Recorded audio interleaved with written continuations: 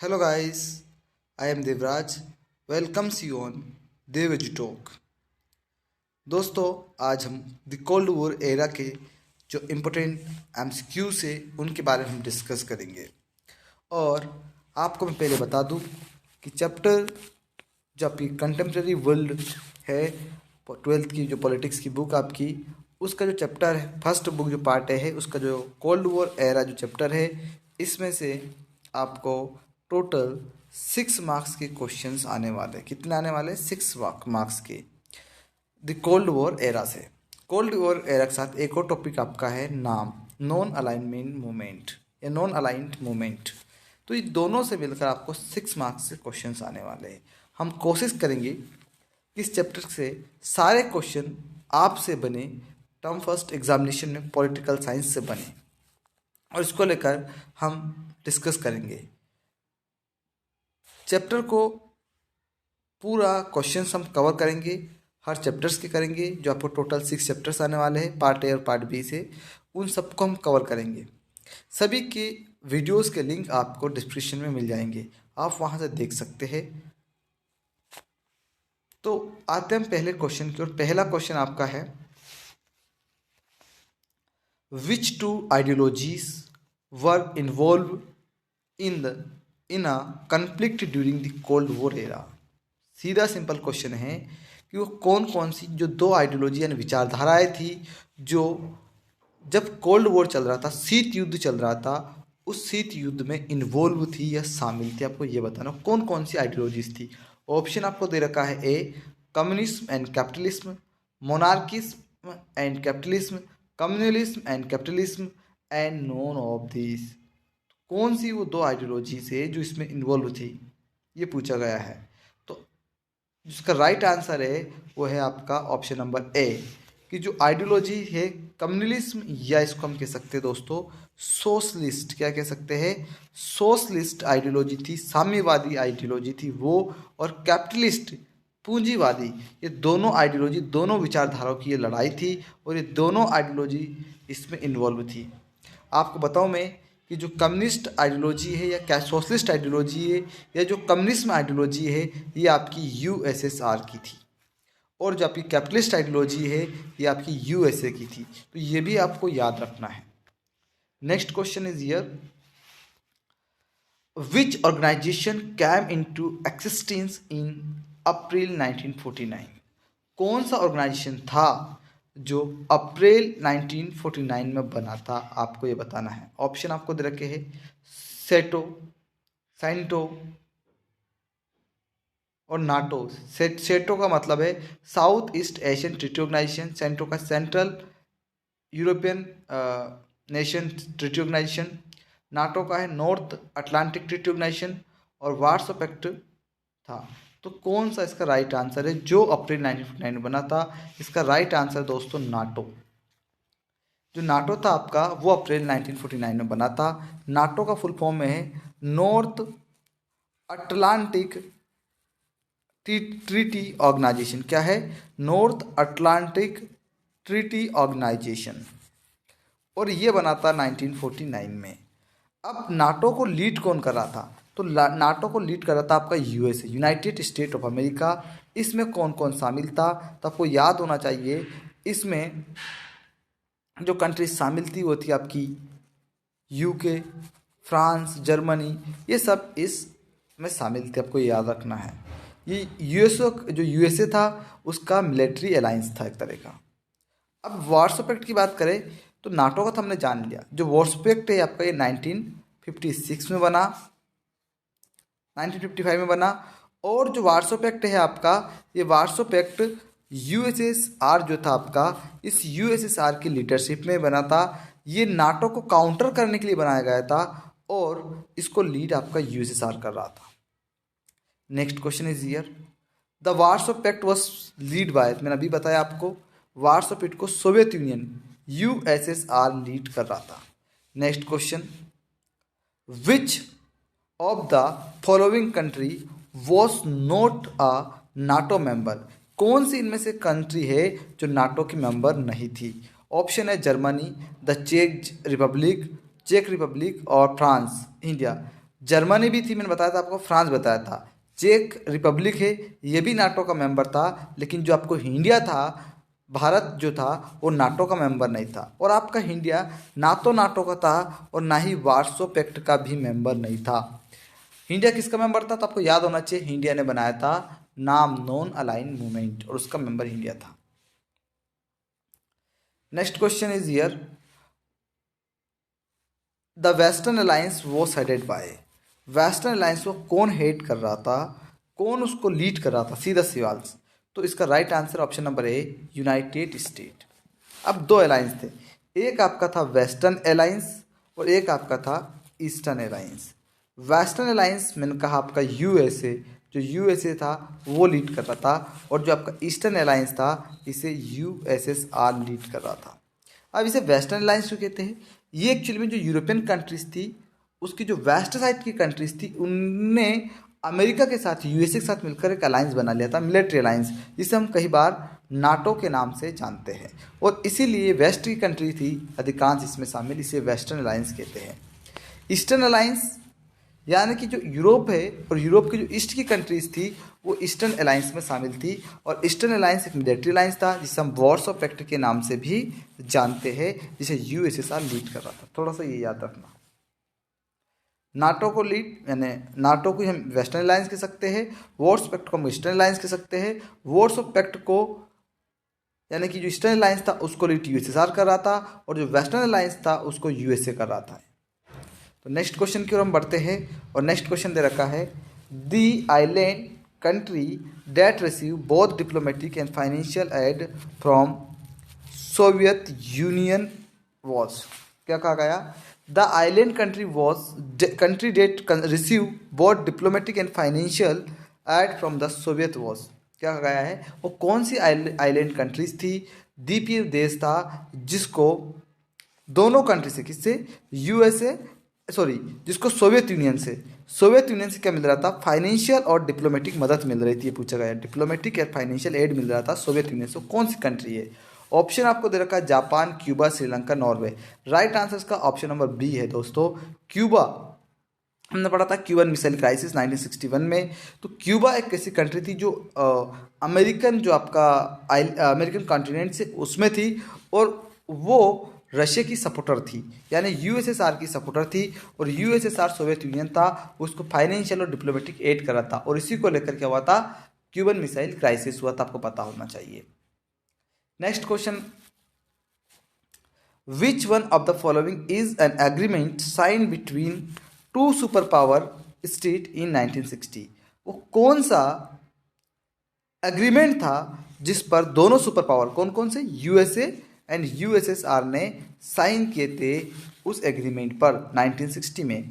तो आपको ऑप्शन दे रखे हैं, Berlin Pact, limited test ban treaty, Moscow agreement और वार्सो पैक्ट। इसका जो राइट आंसर एब्सोल्यूट वो ऑप्शन नंबर बी है दोस्तों, limited test ban treaty, LTBT।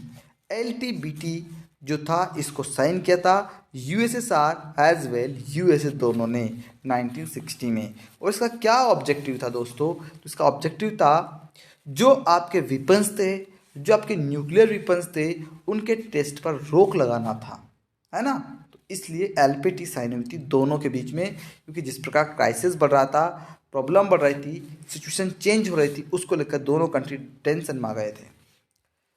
तो next question is here, the rivalry between USA and USSR during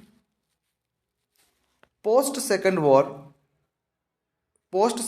War period is known। भैया ये कहा गया कि जो आपका सेकेंड वर्ल्ड वॉर था, वर्ल्ड वॉर सेकेंड था, उस सेकेंड वर्ल्ड वॉर के बाद जो अमेरिका, यूएसए और जो आपका सोवियत यूनियन था, इनके बीच में प्रॉब्लम आई थी, जो लड़ाई चल रही थी, वो उसको किस नाम से जाना जाता है? तो आपको याद होना चाहिए राइट आंसर क्या है, कोल्ड वॉर। कोल्ड वॉर जो था वो अमेरिका के यानी यूएसए और यूएसएसआर के बीच में चल रहा था। ऐसा कोल्ड क्यों कहते हैं? तो एक्चुअली में ये वॉर था, इसमें कोई भी डायरेक्टली इंगेज नहीं था वॉर में, इसलिए इसे कोल्ड वॉर कहते हैं। जिसमें कंट्रीज डायरेक्टली इंगेज्ड होती है, आमने सामने की लड़ाई होती है, उसे हम हॉट वॉर कहते हैं। ये सिर्फ कोल्ड वॉर था, डिप्लोमेटिक वॉर था, ये थोड़ा सा याद रखना। नेक्स्ट क्वेश्चन देखते दोस्तों हम। आई होप आप सबको मज़ा आ रहे होंगे। आप शेयर कीजिए अपने दोस्तों के साथ और पढ़िएगा। आपको कोई भी डाउट हो किसी भी टॉपिक को लेकर पॉलिटिकल साइंस में, आप मुझे कमेंट कर सकते हैं। मैं देखकर तुरंत उसका रिप्लाई ज़रूर दूंगा। मुझे लगेगा तो मैं वीडियो भी बनाऊंगा उस पर, है ना। तो आप जरूर मुझसे पूछ सकते हैं। हम नेक्स्ट क्वेश्चन देखते हैं दोस्तों, और नेक्स्ट क्वेश्चन दे रखा है यहाँ पर, the event that took place in 1960 was. क्या इवेंट हुई थी 1961 में, कहाँ हुई थी, ये आपको पूछना है। ऑप्शन दे रखा है दोस्तों यहाँ पर, the construction of Berlin wall, Soviet intervention in Afghanistan, Vietnam's intervention in Cambodia, और द यूनिफिकेशन ऑफ जर्मनी। क्या हुआ था 1961 में, ये पूछा गया है ना। तो बर्लिन वॉल बनी थी, सोवियत यूनियन में इंटरवेंशन हुआ था अफगानिस्तान में, और तो ऑप्शन नंबर जो बी है आपका, ये तो गलत है। यूनिफिकेशन ऑफ जर्मनी ये भी गलत है। अब आपका ऑप्शन बच जाते हैं ए एंड सी। हम देख लेते हैं राइट आंसर क्या है। मेरे हिसाब से बर्लिन वॉल आएगा, क्योंकि राइट आंसर भी आपको ये the construction of Berlin wall. Actually में बर्लिन जर्मन की कैपिटल है, और 1961 में क्या हुआ था दोस्तों, बर्लिन वॉल बनी थी। अभी बर्लिन वॉल क्यों बनी थी, इस बर्लिन की दीवार क्यों बनाई गई थी, तो जो जर्मनी है, जर्मनी में दो आइडियोलॉजी, एक आपकी सोशलिस्ट आइडियोलॉजी और एक आपकी कैपिटलिस्ट आइडियोलॉजी, ये दोनों आइडियोलॉजी के लोग थे। इनके बीच में इतना बड़ा टेंशन हुआ कि एक सिटी में दीवार करनी पड़ी। खैर 1989 में इस दीवार को तोड़ दिया गया था। नेक्स्ट क्वेश्चन दोस्तों, और नेक्स्ट क्वेश्चन है, हम देखते हैं, when USSR placed nuclear missile in Cuba. Cuba में जो यूएसएसआर था उसने कब अपनी जो मिसाइल थी उनको तैनात कर दिया था। तो इसका right answer option number C 1962 में उन्होंने ये कर दिया था। मैंने कहा था क्यूबा एक आइलैंड कंट्री है जो अमेरिकन कॉन्टिनेंट्स में थी, और वहाँ की आइडियोलॉजी जो गवर्नमेंट थी वो यूएसएसआर की आइडियोलॉजी, सोशलिस्ट आइडियोलॉजी को सपोर्ट करती थी, और उसको लेकर वहाँ क्राइसिस होने लगा था। निकिता क्रुश्चेव जब गोर्बाचेव जब यूएसएसआर के लीडर थी उनके टाइम में।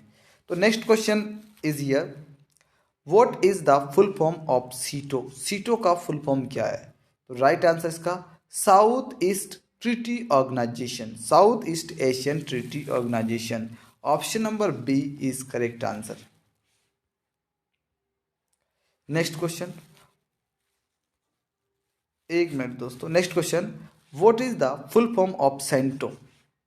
तो द सेंट्रल ट्रीटी ऑर्गेनाइजेशन, तो right answer is B the central treaty organization. क्या है, द सेंट्रल ट्रीटी ऑर्गेनाइजेशन।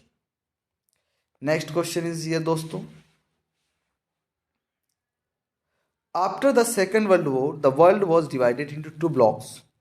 क्या कहा गया, आफ्टर सेकेंड वर्ल्ड वॉर, दूसरे विश्व युद्ध के बाद दुनिया दो ब्लॉक्स में डिवाइड हो गई थी। कौन कौन से, यूएस एंड यूके।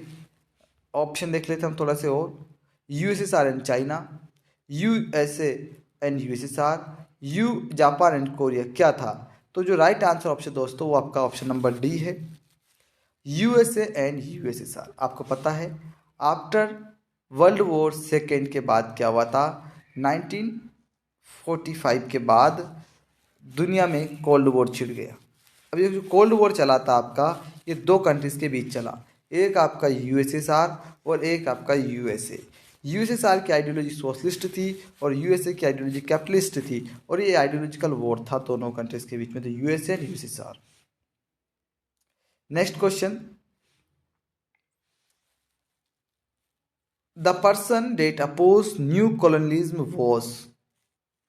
वो कौन सा पर्सन था जो क्या चाह रहा था, जो न्यू कॉलोनियलिज्म स्टेब्लिश हो रहा था उसका अपोज कर रहा था, उसका विरोध कर रहा था। चर्चिल ब्रिटेन के प्रधानमंत्री हुआ करते थे, ब्रेजनेव, क्रुश्चेव ये रशियन लीडर थे, और वामे नुक्रुमाह ये जो व्यक्ति थे, क्वामे नुक्रुमाह ये थे जिन्होंने न्यू कॉलोनी, जो नया कॉलोनिज्म का जो सिद्धांत बन रहा था इसका अपोज किया था। ब्रिटेन जो इस तरह से नए तरीके से कॉलोनी डेवलप करना चाहता था सी वाले एरिया में उसको लेकर इन्होंने विरोध किया था। नेक्स्ट क्वेश्चन दोस्तों फिलहाल इतने ही हैं, हम नेक्स्ट वीडियो मिलेंगे। अगर आपको फिर भी कोई डाउट लगता है आप पूछ सकते हैं। ये हमने आज जो डिस्कस किया है ये सिर्फ कोल्ड वॉर के बारे में किया है। कोल्ड वॉर से रिलेटेड क्वेश्चंस हमने यहाँ देखे हैं।